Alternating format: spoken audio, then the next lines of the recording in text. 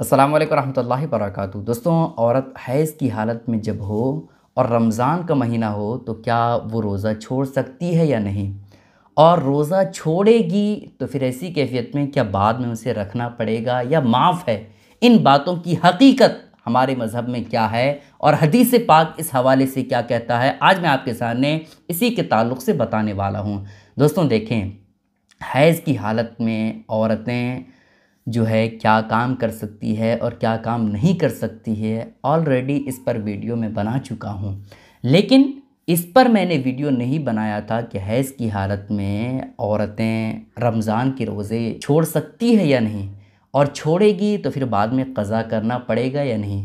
इसी तरह से हैज़ की हालत में औरतें नमाज अगर छोड़ती है तो उसकी क़ज़ा लाजिम है या नहीं, आज मैं आपके सामने इसी के ताल्लुक़ से बताने वाला हूँ। बस आपसे गुजारिश है कि वीडियो को आप ध्यान से देखिएगा।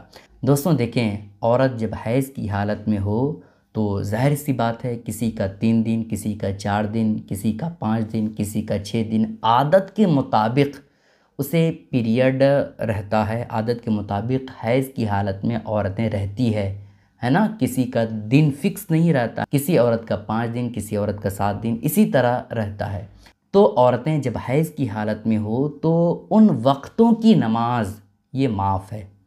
जैसे औरत अगर आज हैज़ की हालत में है तो अगर 4 दिनों तक हैज़ की हालत में रहती है तो उन 4 दिनों की नमाज वो नहीं पढ़ सकती है, क्योंकि हैज़ की हालत में कैसे पढ़ेगी।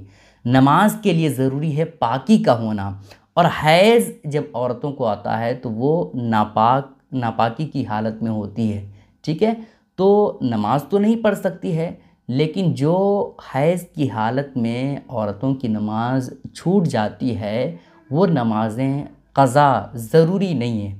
फिर से उस नमाज को दोहराना औरतों के लिए ये ज़रूरी नहीं है, ठीक है। वो नमाज जो हैज़ की हालत में औरतें छोड़ी है वो नमाज माफ़ है। समझ रहे हैं मेरी बात को। और इसी तरह से रोज़े का हुक्म आप ना सुने। रोज़े का हुक्म क्या है, क्या औरतें हैज़ की हालत में रोज़े रख सकती है या नहीं, इस हवाले से आपको हदीस पाक सुनाता हूँ। सही बुखारी शरीफ की हदीस पाक है और हदीस नंबर है 304, है ना। हज़रत अबू सईद खुदरी रज़ियल्लाहु तआला अन्हु ने फरमाया कि रसूलुल्लाह सल्लल्लाहु तआला अलैहि वसल्लम ईद उल अज़हा या ईद उल फ़ितर में ईदगाह तशरीफ़ ले गए। वहाँ आप औरतों के पास से गुज़रे और फरमाया, ऐ औरतों की जमात सदक़ा करो। क्या फरमाया नबी पाक अलैहिस्सलाम ने? ऐ औरतों की जमात सदक़ा करो, क्योंकि मैंने जहन्नम में ज़्यादा तुम ही को देखा है। उन्होंने कहा, या रसूलल्लाह ऐसा क्यों? आपने फरमाया कि तुम लान तान बहुत ज़्यादा करती हो और शौहर की नाशुक्री करती हो, बावजूद इसके कि तुम अक्ल और दीन में नाक़िस हो। मैंने तुमसे ज़्यादा किसी को भी एक अक्लमंद और तजुर्बेकार आदमी को दीवाना बना देने वाला नहीं देखा। औरतों ने अर्ज़ किया, या रसूलल्लाह हमारे दीन और हमारी अक्ल में नुकसान यानी कमी क्या है? आपने फरमाया, क्या औरत की गवाही मर्द की गवाही से निस्फ़ नहीं है? उन औरतों ने कहा, जी हाँ या रसूलल्लाह। आपने फरमाया, बस यही उसकी अक्ल का नुकसान है, अक्ल की कमी है। फिर आपने पूछा, क्या ऐसा नहीं है कि जब औरत हाइज़ा यानी हैज़ की हालत में हो, पीरियड की हालत में, तो ना नमाज पढ़ सकती है और ना ही रोज़ा रख सकती है? औरतों ने कहा, ऐसा ही है या रसूलल्लाह। आपने फरमाया, यही उसके दीन का नुकसान है।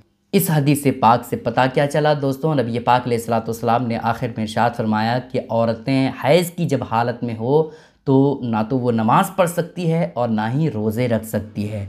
नमाज माफ़ है औरतों को, हैज़ की हालत में क्या है, नमाज माफ़ है, लेकिन औरतें रोज़े नहीं रख सकती है। इसका मतलब ये है कि रमज़ान के महीने में अगर औरतों को हैज़ आ जाए, पीरियड आए, तो उसमें तो वो क़ज़ा कर सकती है, उसमें उन दिनों में तो वो नहीं रोज़ा रख सकती है, लेकिन रमज़ान के बाद वाले दिन में वो रोज़े की क़ज़ा करे।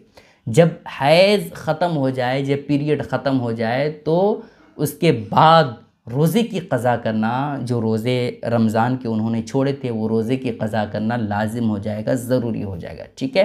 तो इन बातों का ख़ुलासा यही दोस्तों कि अगर रमज़ान में औरतों को पीरियड आ जाए, हैज़ आ जाए, तो रोज़े तो नहीं रख सकती है, अलबत्ता बाद में उस रोज़े की क़ज़ा ज़रूरी होगा। ठीक है, उम्मीद करता हूँ दोस्तों ये बातें आपको समझ आ गई होंगी। गुजारिश है कि इस क्लिप को शेयर करें ताकि सारे लोगों को ये बातें मालूम हो जाए। अस्सलामु अलैकुम रहमतुल्लाहि व बरकातहू।